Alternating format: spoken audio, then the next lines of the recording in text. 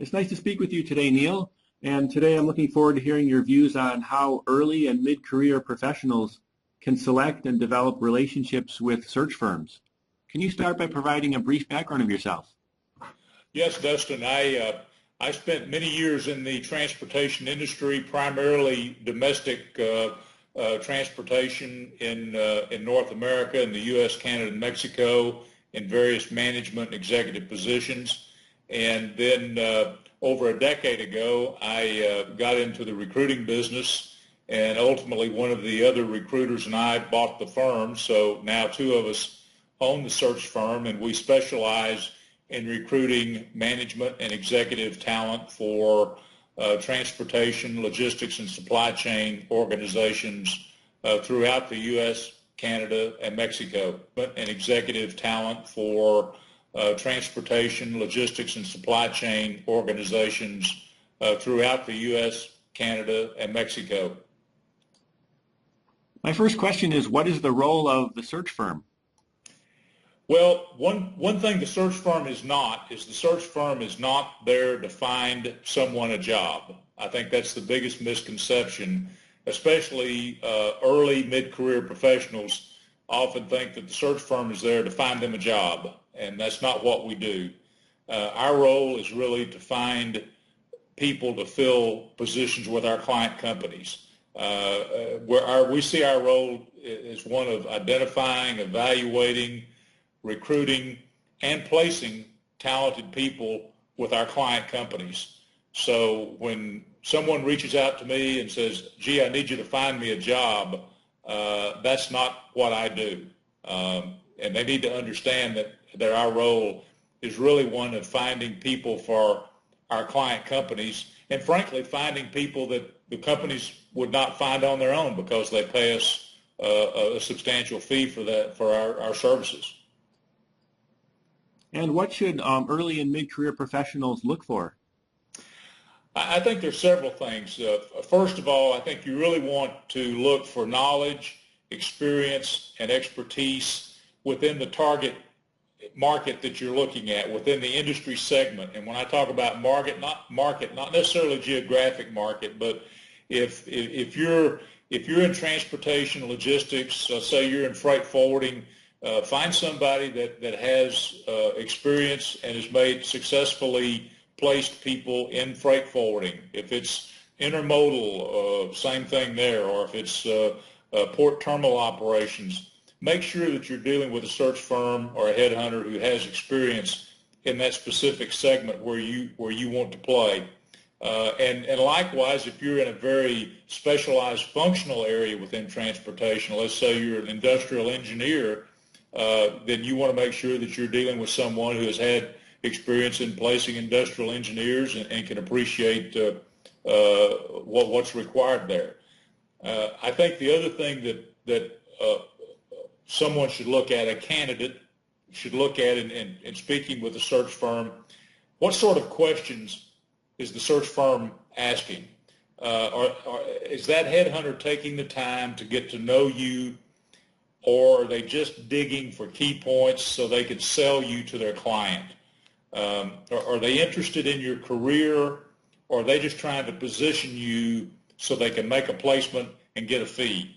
I think it's very important that you listen to the questions that are being asked, and they should be asking a lot of questions about your career, your career journey, and getting to know you, not just digging for little key bullet points or nuggets they can use to present you for a position.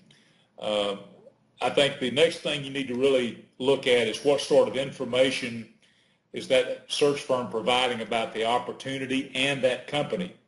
Are they being totally transparent? There are no perfect jobs. There are no perfect companies.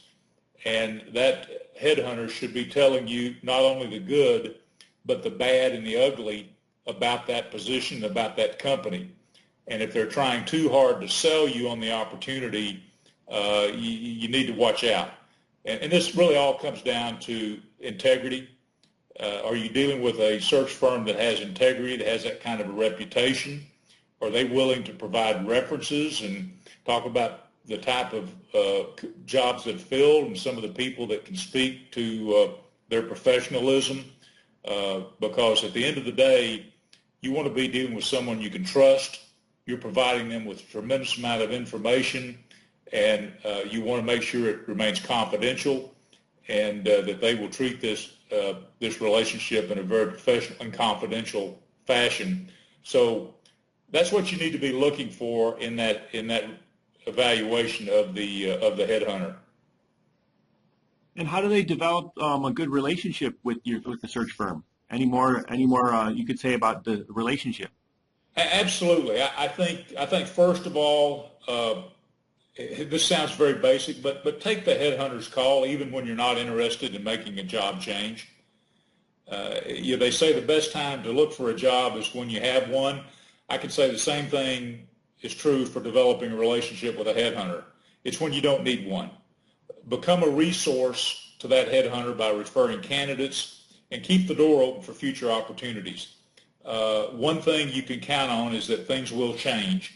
You need to be prepared. So be open to taking those calls and having positive business conversations with that headhunter, even if you're not in the market to make a job change. Build that relationship then.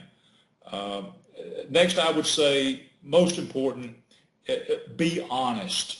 Be honest about your experience, your work experience, your education, your accomplishments. Be honest about your compensation history and what your expectations are about that. Be honest about the positions you've held and the positions you're looking to hold in the future. Be honest about relocation flexibility.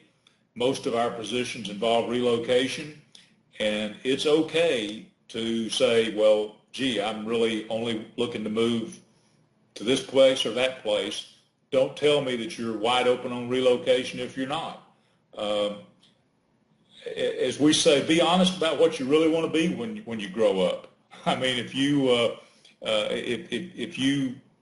are happy being a direct contributor salesperson, and that's great, don't feel bad about that. Say, hey, I love being a salesperson, and that's what I want to do. If your motivation is to become president of the BNSF Railroad, that's okay. Be honest about your motivation for making a job change. A good headhunter is going to ask you that when it comes down to it. Why would you consider making a change? And so you need to be honest with yourself and with the headhunter. Otherwise, you're going to end up wasting the headhunter's time. You're going to waste your time, and over the long run, you won't have a very good relationship. Next, be realistic. If you expect to make a giant leap in position, compensation, don't expect the headhunter to help you. It's not going to happen. I mean, you need to be realistic about what the next step in your career is going to be and what that looks like position-wise, compensation-wise. So be realistic. Last, be patient. It may take months, could take years before the right thing comes along. Don't give up on the relationship just because the dream job doesn't happen immediately. Also understand that you may be submitted for an interview for several jobs, several positions before actually getting an offer. And you may get an offer or two that are not acceptable. That's okay. It takes time and patience. So I think that's probably the keys there is take the calls, communicate, be honest, be realistic, and be patient. And over time, you'll have a good relationship, and that headhunter is going to be instrumental in your career advancement. And thank you today for sharing, Neal. Thank you, Dustin, for asking us to speak about this.